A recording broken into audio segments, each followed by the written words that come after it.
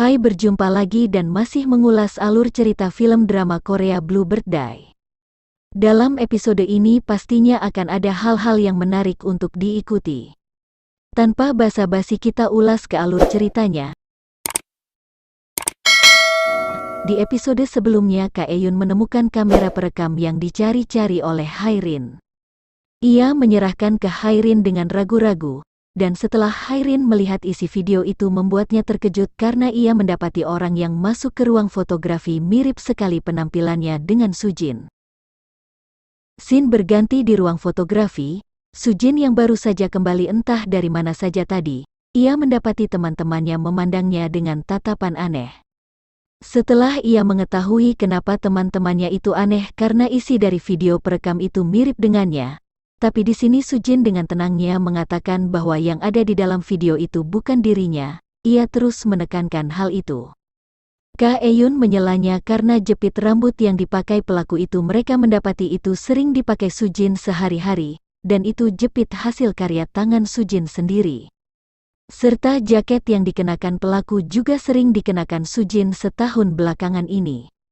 Sujin membela dengan beralasan bahwa banyak siswa yang memakai jaket serupa di sekolah, lagi pula kemarin seharian ia bersama dengan mereka. Ji Seo menyela ia tidak bersama dengannya seharian, karena Sujin tidak makan bersama mereka, bahkan toko juga tutup karena pamannya sakit, jadi Sujin tidak mungkin ke toko. Sujin tidak bisa menjawab untuk apa ia meminta izin pulang. Di sini Sujin tidak bisa beralasan lagi. Sujin habis-habisan diinterogasi yang menyudutkannya. Kim Yang tidak terima pacarnya diinterogasi berlebihan dan memarahi mereka.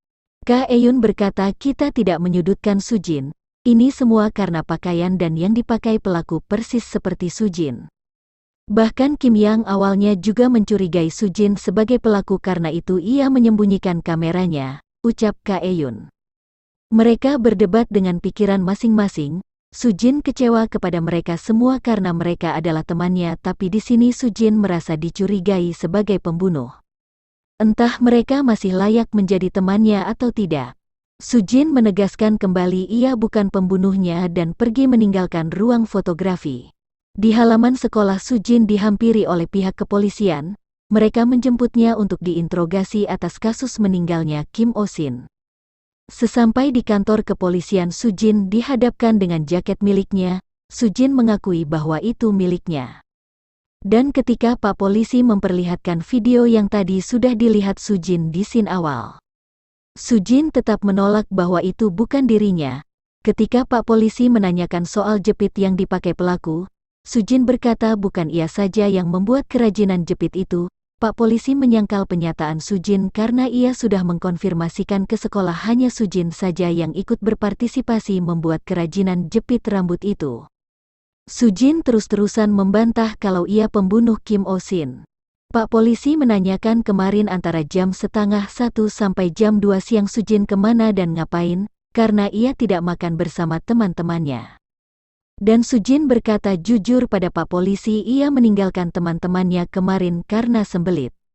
Karena sudah 4 hari ia tidak BAP dan kemarin perutnya sangat sakit. Ia menyembunyikannya dari teman-temannya karena mungkin merasa malu ya guys ya, sampai-sampai BAP mengharuskan ia pulang ke rumahnya. Ia juga berkata karena sembelitnya ia sampai pingsan dan diantar pengantar makanan yang lewat ke rumahnya. Tapi ketika ditanya kurir dari mana itu, nama restoran apa? Sujin lupa, ya mungkin tidak fokus ya guys ya, coba kalau kalian di posisi Sujin. Sudah mau pingsan karena sembelit mana bisa berkonsentrasi selain merasakan rasa sakitnya. Betul gak sih? Betul dong, Sujin hanya mengingat kurir itu berasal dari kedai makanan Tiongkok, dan ada nama gedung di kedainya. Pak Polisi langsung memarahi Sujin karena di Korea banyak sekali kedai makanan Tiongkok yang menggunakan nama gedung pada nama restorannya. Hai, Sujin kesal lagi karena Pak Polisi mengiranya sedang berbohong. Scene berganti memperlihatkan teman-teman Sujin yang lagi membahas pengakuan Sujin tentang sembelitnya. Ia memang sedikit tidak masuk akal karena Sujin meninggalkan sekolah dan makan bersama karena hanya masalah ingin BAP. Padahal itu bisa diselesaikan di sekolah. Kim Yang menjelaskan Sujin mungkin merasa malu karena Sujin selalu bersamanya. Tidak ingin diketahui sembelitnya diketahui oleh Kim Yang. Karena bersamanya sangat luar biasa, wah, jadi pengen nampil juga ya dengan kepedean Kim Yang. Hairin dan teman-teman harus mencari kurir makanan yang dimaksud Sujin untuk menebus kesalahan mereka karena menuduh Sujin. Padahal Sujin sudah berkata bahwa ia bukan pelakunya. Mereka pun sepakat mencarinya bersama agar cepat ketemu dan bergegas.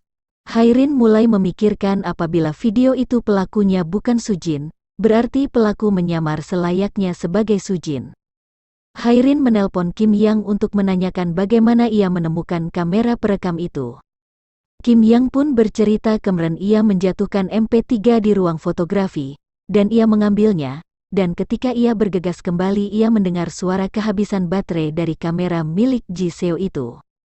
Itu kamera baru, maknya ia memutuskan untuk meletakkannya di lemari, tapi tak disangka di sana ada jam tangan milik Kak Eun. Jam tangan itu sudah lama hilang dan tiba-tiba berada di dalam lemari. Hairin menyudahi teleponnya, dan Ji Seo memanggilnya. Ia berlari untuk memberitahu Hairin bahwa kurir makanan itu sudah ketemu. Seketika Hairin lega dan senang sekali. Ji Seo mengajak Hairin pergi ke kantor polisi tapi Hairin menolaknya.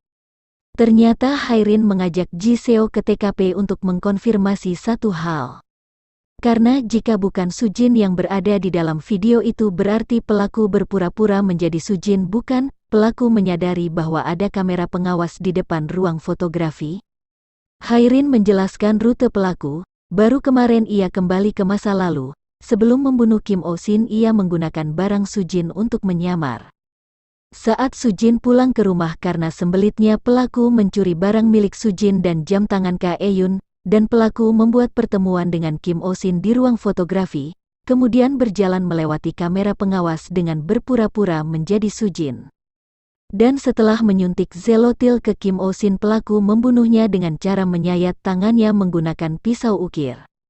Selanjutnya membuang botol kosong zelotil ke tempat sampah, memastikan video yang terekam dan mengembalikan perekam ke tempat asalnya. Sengaja meletakkan jam tangan Kak Eun ke lemari, berharap Kak Eun menemukan perekam itu untuk pertama kali. Setelah selesai melakukan itu semua, pelaku mengembalikan barang milik Sujin. Hairin beranggapan pelaku mungkin meninggalkan jejak karena panik telinganya berdengung. Contohnya mungkin alat yang digunakan untuk membunuh Kim Oh Sin. Hairin memeriksa ruang TKP tapi tidak menemukan barang bukti tapi ia menemukan titik terang.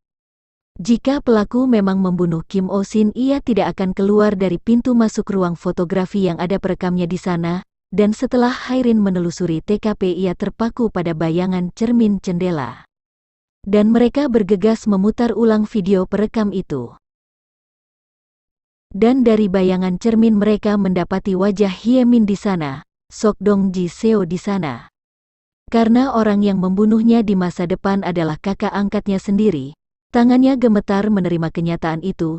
Hairin mencoba menenangkan Ji Seo sebisanya. Scene berakhir dengan penangkapan Hyemin di rumahnya sebagai pelaku pembunuhan. Episode 12 pun berakhir di sini. Buyar terima kasih yang sudah stay tune ya. Jangan lupa aktifkan lonceng notifikasinya agar tidak ketinggalan episode berikutnya. Bye bye, sarangeo.